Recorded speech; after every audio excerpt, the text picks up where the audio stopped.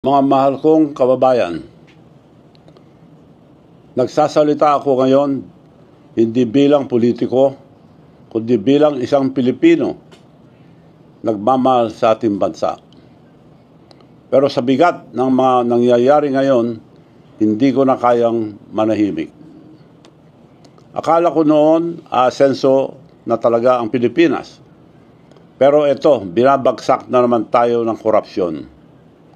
Ang taas na ang mga bilihin ngayon. Tuloy-tuloy pa ang pagbaha. At ang pinakamasama, bilyong-bilyong piso ngayon ang nawawala gawa ng korupsyon ang mga proyekto panggobyerno. Itong flood control scandal ay ang pinakamalaking katiwalian na nasaksiyan ko sa buong buhay ko. 8 presidente na ang aking nasaksiyan na namuno sa bansang ito. At ngayon lang ako nakakita ng pinakamalaking sabwatan at sistematikong pagnanakaw ng kaban ng bayan. Lalo pang lumala ang pagbaha mula noong umupo ang ating presidente na si Bongbong Marcos Jr. Bakit? Dahil wala siyang malinaw na pambansang plano laban sa baha. Walang koordinasyon sa local government o mga governors o mayors. At wala man lang nag-counter-check kung natayo na ang mga ito o hindi at nabayaran na ito ang gobyerno bago pa lang maumpisahan. Kawawa ang ating mga magsasaka. Binabaha pa din at ang kanilang tanim dahil palpak ang flood control project sa bayan nila. Tuloy-tuloy pa rin ang malakas na pagdaloy ang baha na sumisira sa mga tahanan ng mga pamilyang Pilipino. Buong bansa natin ay nagdurusa, lalo na ang mga mahihirap. Ang administrasyon nito ay gumastos halos 500 bilyong piso para sa flood control lamang. Sabi nila may 9,800 flood control projects. Kung ganun, bakit palala ng palala ang baha? Tandaan natin, ang pera, ang ating bayan ay hindi basta-bastang nailalabas. May proseso yan. At sa dulo ng proseso, isang tao lang ang may hawak ng desisyon, ang Presidente ng Republika ng Pilipinas. Bago pa man makarating sa Kongreso ang budget, ang Pangulo muna ang nag-aproba ang lahat. Sa kanya muna dumadaan ang National Expenditure Program or NEP. Ang plano kung saan mapupunta ang bilyong-bilyong pera ng gobyerno. Pagkatapos ng NEP, ang Department of Budget and Management or DBM at ang Department of Public Works and Highways or DPWH ang naglalabas at nagpapatupad ang mga proyekto ito. Itong mga departamentong ito ay reporting direkto sa opisina ng Presidente. Hindi sila kumilos ang sarili lang, sumusunod sila sa direksyon ng Pangulo. Kaya nung naglagay ang Kongreso at Senado ang 450 billion para sa public work at 29 billion lang ang binawas ni Marcos Jr. Ibig sabihin, inaprubahan pa rin niya ang 421 billion kasama ang sarili niyang pinsan na si Speaker Martin Romualdez. Lahat ng mga malaking proyekto ng gobyerno, bawat flood control project, lahat yan dumaan sa opisina niya. Siya ang nag-aproba ang bawat pondo at siya ang pumipirma taon-taon sa General Appropriation Act or ang GAA na batas ang pondo ng bayan. Kaya alam niya lahat ito. Nagulat ako nung sinabi niya sa SONA, mahiya naman kayo. Bakit kayo? Sinadya niyang nilaglag ang mga kasama niya, dapat siya ang mahiya. Inilaglag niya ang mga engineers at contractors para huwag nang umabot sa kanya. Sino ba ang may responsibilidad sa bansang ito? Hindi ba kayo, Mr. President? Ikaw ang may hawak ng kapangyarihan at ikaw ang pinakatiwalaan ng sambayanang Pilipino.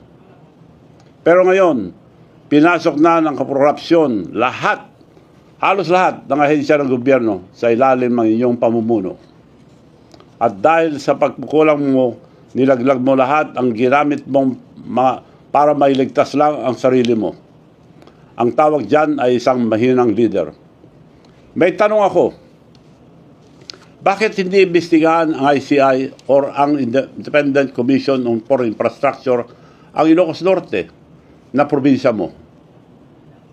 Alam niyo ba na karamihan ng mga flood control project doon ay napunta sa mga Diskaya? Halos 2.7 billion ang halaga. Ang balita ko ay may mga proyekto pang binabayaran muna bago pa matapos. Maliban pa sa mga uncompleted or mga ghost project. Hindi lang yon, mas marami pang flood control project na napunta sa paborito nilang kontraktor na si Mayor Alcid ng Lawag City. Mahigit 4 na bilyon ang binuhos ng pondo sa kanya. Ang kandidato mismo ng Pangulo at paboritong kontraktor nila mula nung konsyal pa lang si Mayor. Bakit hindi ito iniimbestigahan? Kung nagagawa niya yan sa sarili niyang probinsya, paano pa kaya sa buong bansa? Kaya hinahamon kita, Mr. President, kung talagang tapat ka,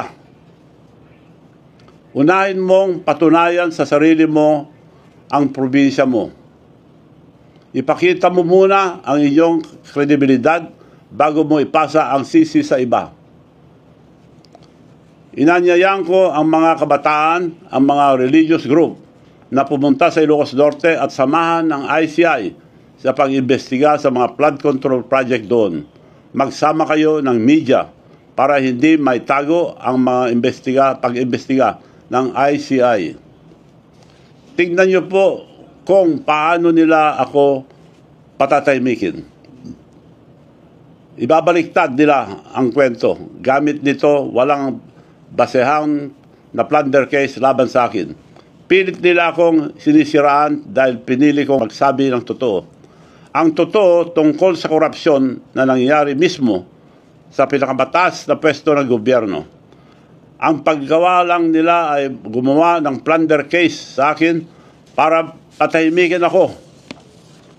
Ang nagsampa ng kasong plunder laban sa akin, si Atty. Tilly Cordero, isang abogadong suspendido ng Korte Suprema ng 6 na buwan dahil sa paglabag sa Code of Professional Responsibility ang mga abogado.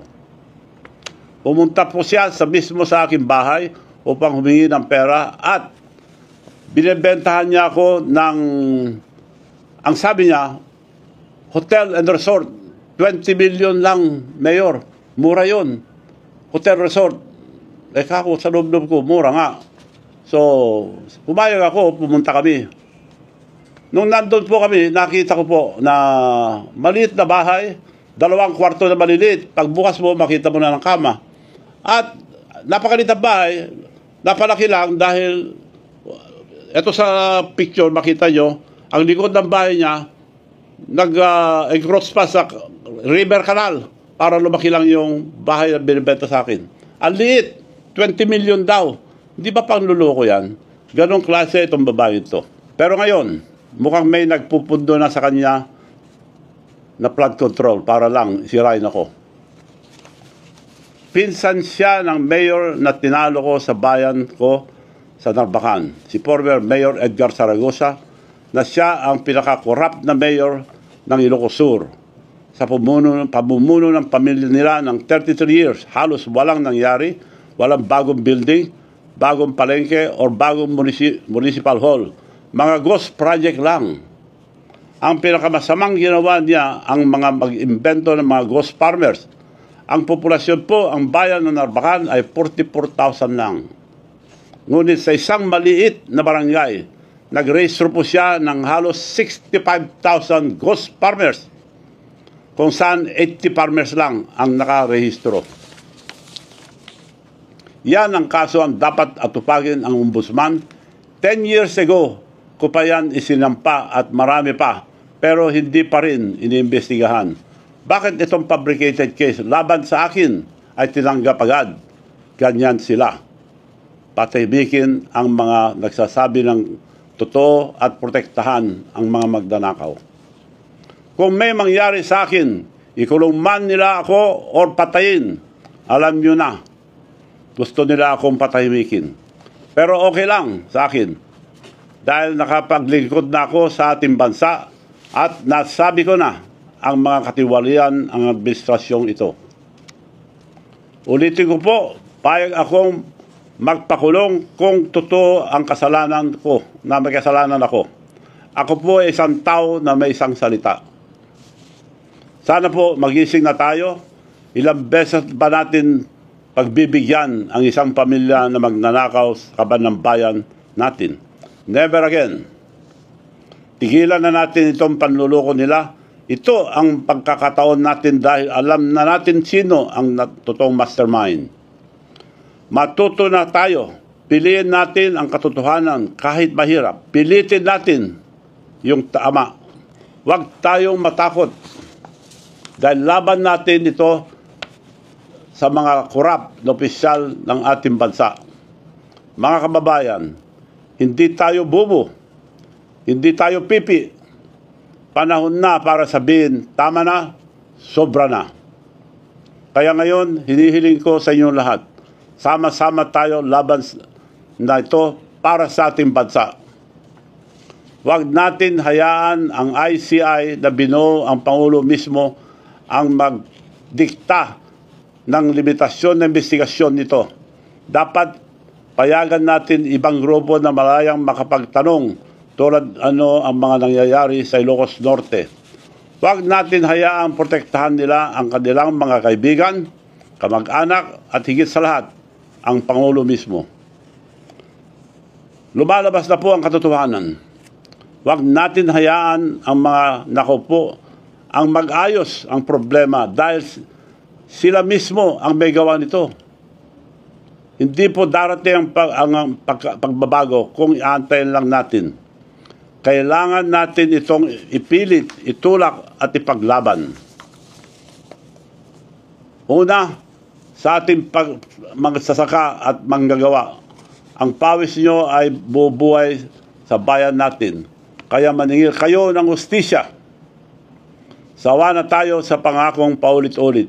Bilyon-bilyon na ang nagastos pero hanggang ngayon, kayo pa rin ang nalulunod sa bukid, sa baha at sa kahirapan.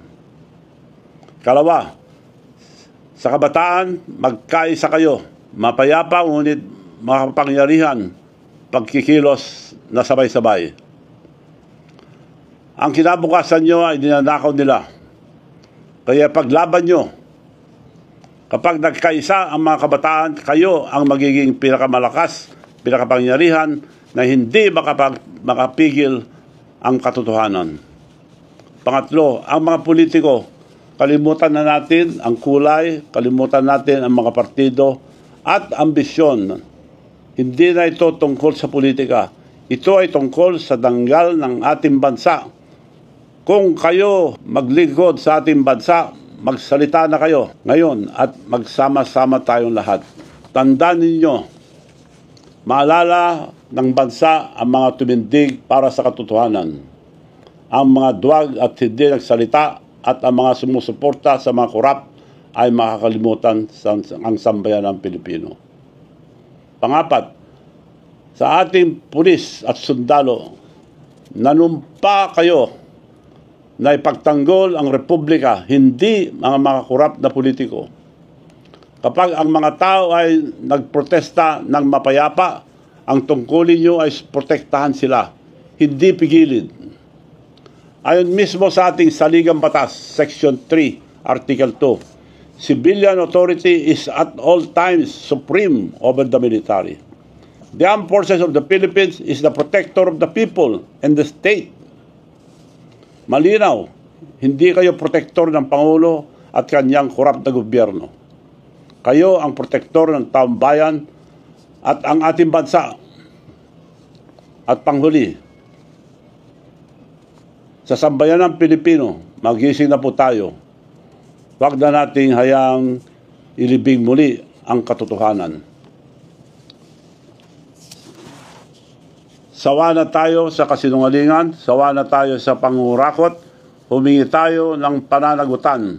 Imbestigahan ang Ilocos Norte, imbestigahan ang bawat proyekto, bawat pangalan walang exempted, walang kamag-anak, walang kaibigan, walang crony. Ilantad ang bawat ghost project, bawat perang ninakaw sa kinabukasan ng ating mga anak. Kung ang isang leader ay hindi kayang akuin ang kasalanan ng kanyang gobyerno, mas mabuti pang magbitaw siya kaysa ipagpatuloy ang panglilinlang sa bayan. Huwag niya na sanang antayin magalit pa ang tao, baka mas masama pa ang mangyayari sa kanya kaysa tatay niya na pinatalsik ang buong bansa. Kaya tumindig tayo, magsalita tayo, kumilos tayo ngayon bago pa maubos ang kaba ng bayan. Gawin natin ilaw ang ating kinabukasan ang katotohanan. Sapagkat bawat pera, ninakaw, at bawat proyektong pinabayaan ay may kapalit na luha, gutom at buhay ng mga Pilipino. Maraming salamat po at pagpalain tayo ng Panginoon. Mabuhay ang Pilipinas! Ako po si Manong Chavit Tingson.